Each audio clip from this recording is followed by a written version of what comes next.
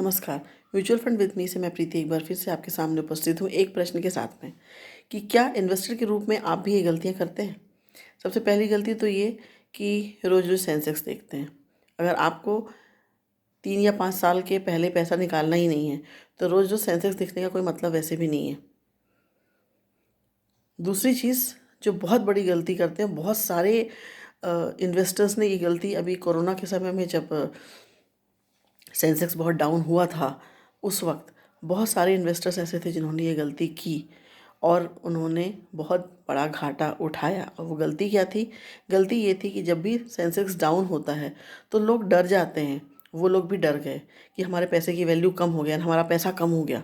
और उसके बाद उस डर में वो इसलिए पैसा निकाल लेते हैं, उन्हें ये लगता है कि शायद सेंसेक्स और नीचे जाएगा, हमारा पैसा और कम हो जाएगा और शायद हमारे पैसे की वैल्यू ख़त्म हो जाएगी, हमारा पैसा मतलब डूब जाए, और इस डर से वो पैसा निकाल लेते हैं। ये सबसे बड़ी गलती करते हैं। अरे जैसे सेंसेक्स डाउन था, पहले अप था, फिर डाउन हुआ, फिर से अप होगा, और इस तरह से वो पैसा निकाल लेते हैं और फिर उसके बाद कहते हैं कि म्यूचुअल फंड में पैसा तो मतलब हमने इन्वेस्ट किया था और हमारा पैसा डूब गया, जबकि ऐसा नहीं है।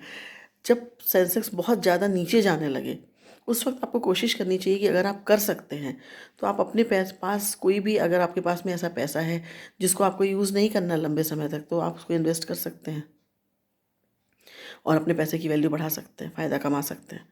तो इन्वेस्टर के रूप में आप हमेशा ध्यान रखिएगा, कभी भी सेंसेक्स डाउन हो तो पैसा निकालने की बारी नहीं है, पैसा जमा करने की बारी है। जितना ज़्यादा आप इन्वेस्ट करेंगे आपको उतने कम रेट में वो पर्टिकुलर फंड मिलेगा, तो आगे जा कर के आपको फ़ायदा होगा, एडिशनल फ़ायदा होगा। हम ये कहते हैं कि एडिशनल फ़ायदा होगा। तो याद रखिएगा, जब भी सेंसेक्स बहुत डाउन जाए तो आप पैसा निकालिए मत, पैसा जमा कीजिए। Thank you. इसलिए कहती हूँ म्यूचुअल फंड सही है।